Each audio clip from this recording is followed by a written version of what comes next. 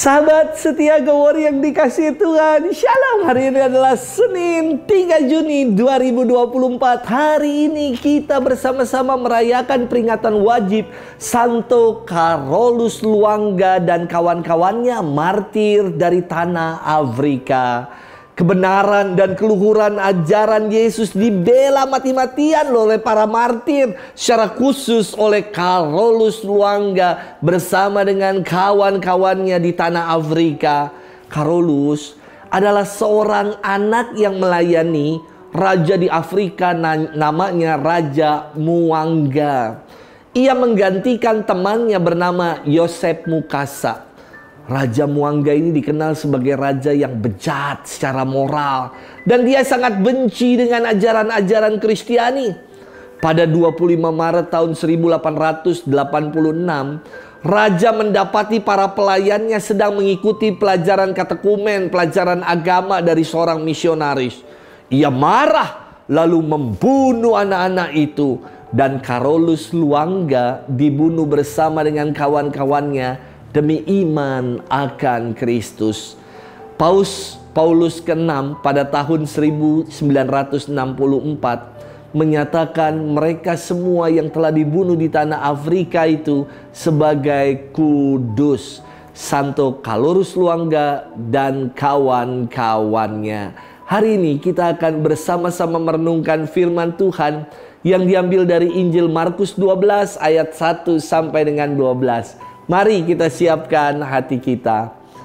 Haleluya, haleluya, haleluya. Yesus Kristus, Engkaulah saksi yang setia, yang pertama bangkit dari alam maut. Engkau mengasihi kami dan mencuci dosa kami dalam darah-Mu. Haleluya, haleluya, haleluya. Tuhan bersamamu dan bersama rohmu. Inilah Injil suci menurut Markus. Dimuliakanlah Tuhan.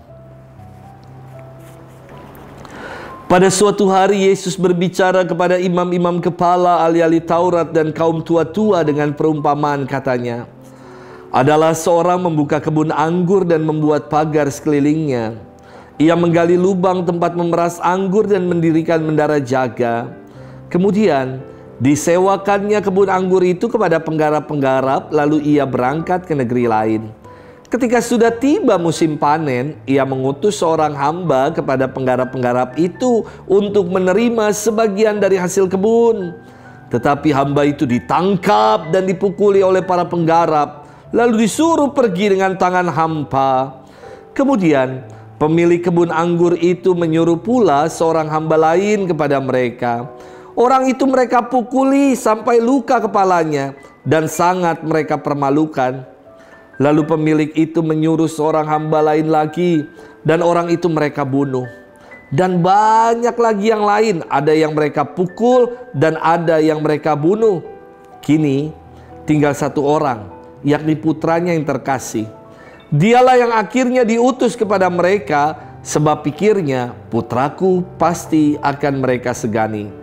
Tetapi penggarap-penggarap itu berkata seorang kepada yang lain, dia itulah ahli waris, mari kita bunuh dia, maka warisan ini menjadi milik kita. Mereka menangkap dan membunuh dia, lalu melemparkannya keluar kebun anggur itu. Sekarang apa yang akan dilakukan oleh pemilik kebun anggur itu? Ia akan datang dan membinasakan penggarap-penggarap itu, lalu mempercayakan kebun anggurnya kepada orang-orang lain. Tidak pernahkah kalian membaca ayat ini? Batu yang dibuang oleh tukang bangunan telah menjadi batu penjuru. Itulah tindakan Tuhan, suatu hal yang ajaib dalam pandangan kita. Lalu mereka berusaha untuk menangkap Yesus, karena mereka tahu bahwa mereka lah yang dimaksudkannya dengan perumpamaan itu. Tetapi mereka takut kepada orang banyak. Maka mereka pergi dan membiarkan Yesus. Demikianlah sabda Tuhan, terpujilah Kristus. Sahabat setia Gowori yang dikasihi Tuhan, Shalom. Beberapa waktu lalu keluarga Unio Kuskupan Agung Jakarta mengadakan ziarah ke Batu Malang. Selain ziarah, namanya juga rek, ada reknya, ziarah. Tentu ada momen untuk rekreasinya. Dan ketika rekreasi, tempat yang dipilih adalah mengunjungi Jatim Park 3. Selain kami melihat binatang-binatang di sana, ada pula hal yang kreatif dan luar biasa, yakni para seniman berhasil menyulap barang-barang bekas yang sudah dibuang orang menjadi ikon-ikon binatang yang unik-unik. Dan ini sungguh sangat indah dan kreatif.